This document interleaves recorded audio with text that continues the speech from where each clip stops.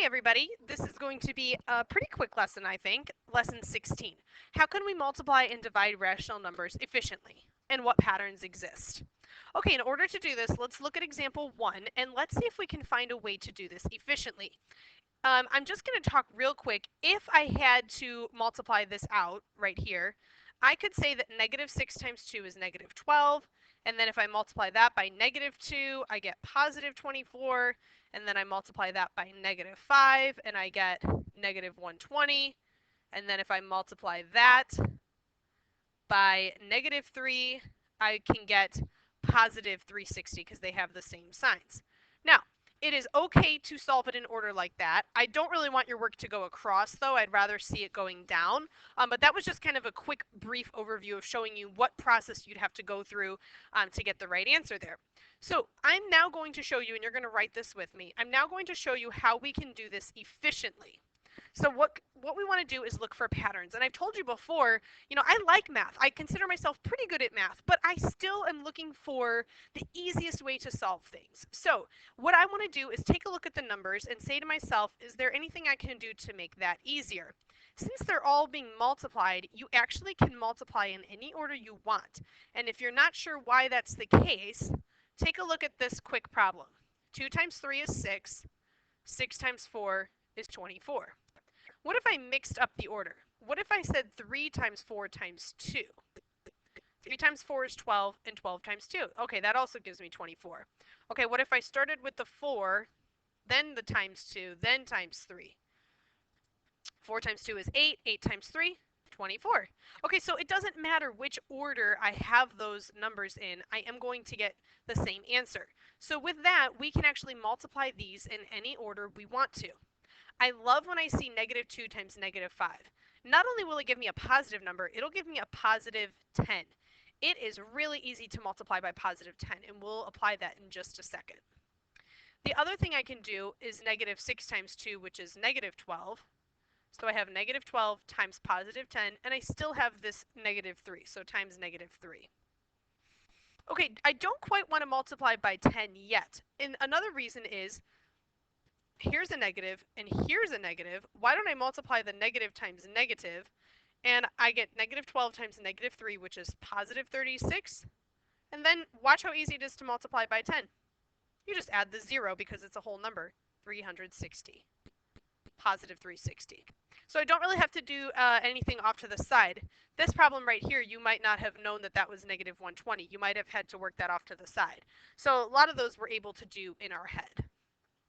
So this is how we're going to multiply and divide numbers efficiently.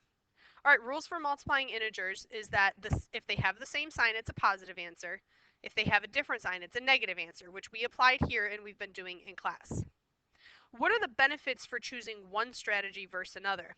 Well, up here I told you we'd like to multiply by 10, and then when possible, we want to multiply by positive numbers. Okay, so that's what makes it easier or more efficient. Pause the video if you need to write these things down and think about them as you're writing them. Okay, so what is the sign of the product and how was the sign determined? Well, it's a positive answer, and the reason is because we ended up multiplying at the very end a negative times a negative. We also did a negative times a negative here. And if you notice, in the original problem, there are 1, 2, 3, 4 negative signs. And if you think about it, 2 of the negatives will cancel to make a positive, and then 2 more negatives cancel to make a positive. The sign of the product is positive. There were 4 negative factors. And in the next few examples, we're also going to pay attention to how many negative signs there are to see if that helps us determine the sign of our answer.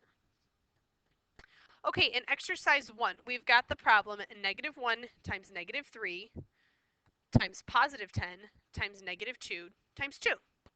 Okay, so I want you to try this. Come up with a way that's efficient to you. It might be the same way as me. It might be different. Go ahead, pause it, and see what's efficient for you. Get your final answer. Okay, I like positive 10. I actually just want to keep the positive 10 for now. Negative 2 times negative 2 is negative 4. Or sorry, negative 2 times positive 2. Correct. There are different signs, so that's a negative answer. At the beginning, though, I see that I have a negative times a negative, so I have a positive answer, positive 3. So my problem now reads 3 times 10 times negative 4. Like I said, you can do 3 times 10 now. That's totally up to you. But I like multiplying by 10 at the end because then I'm adding a 0 if it's a whole number. It's really easy to do that. So I'm actually going to do 3 times negative 4, which is simply negative 12 because they have different signs. And then I want to multiply by positive 10. And again, they have different signs, and it's negative 120. Is that what you got? You might have gone in a different order, and that is fine. Like we proved earlier, multiplying factors can be rearranged and still get the same answer. Okay, let's take a look. Oh, by the way, sorry, real quick. There were 1, 2, 3. So let's put a little star and say there are 3 negative factors. Okay, for exercise 2, we are going to try to find an efficient strategy to evaluate the expression and complete the necessary work. 4 times 1/3 times negative 8 times 9 times negative 1/2. That looks pretty tricky. In fact, I don't really think I want to do 4 times 1/3. I could do that, maybe keep it in a fraction form so I don't have a repeating decimal. Same thing with 1/3 times negative 8. I also know that negative 1/2 times 9 is a decimal. Watch how easily we can rearrange this and make this a super efficient problem. I know that 1/3 of 9 is a whole number because 9 is divisible by 3. I also know that negative 8 times negative 1/2 will give me a positive answer. And I can take half of 8. And then at the end, I'll just have to multiply by a positive 4. So simply 1/3 of 9 is 3. 1/2 of 8 is 4. And they have the same sign, so it's positive 4. And then look, I have another positive 4. 3 times 4 is 12. 12 times 4, you should know that. That math fact is 48. So what terms did we combine first and why? The first thing we did was 1/3 times 9 because it worked out nicely as an integer. It's a whole number 3. And that's actually the same thing, the same reasoning as to why we did negative 8 times negative 1/2. You go from these messy fractions with negatives and all of a sudden I have all positive integers. Really nice how that one worked out. Okay, on page 96, we're going to refer to the example in the exercises. Did you see an easy way to determine the sign of the product first? Hopefully you noticed that if there was an even number of factors, the product will be positive. When there was an odd number of factors, negative factors, the product was negative. And here's why. Negative 2 times negative 3. There's 2 negative factors and it ends up being positive. They kind of cancel each other out. But if I were to multiply this by negative 4, then I would have a negative answer. Okay, that time there were 3 negatives in the original problem. If I make it one step farther, let's multiply by negative 10 because we know how easy it is to multiply by 10. Now I have negative 24 times negative 10, which is a positive 240. So each time that there was an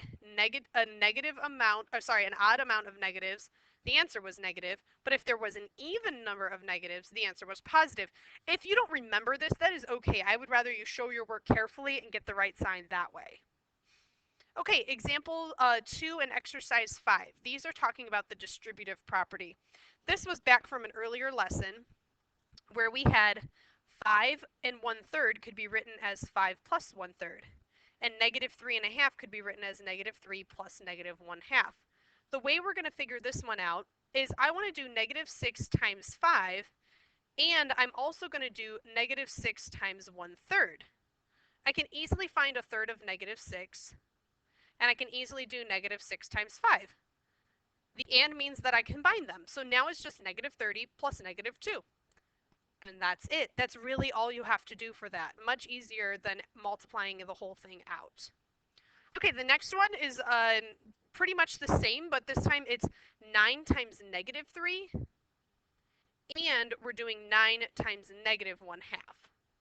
So I know that 9 times negative 3 is going to give me a negative answer, 27. And 9 times negative 1/2 is negative 4.5, because half of 9 is 4.5. You can think of this like money when we were doing those on the number line. So you owe $27 to someone and you owe $4.50 to somebody else. So you could combine those and say that you owe altogether $31.50. Don't forget your rules for adding just because we're on to multiplying and dividing. Okay, and we are not going to do page 97, so you can do your summary, and I will see you in class. Bye.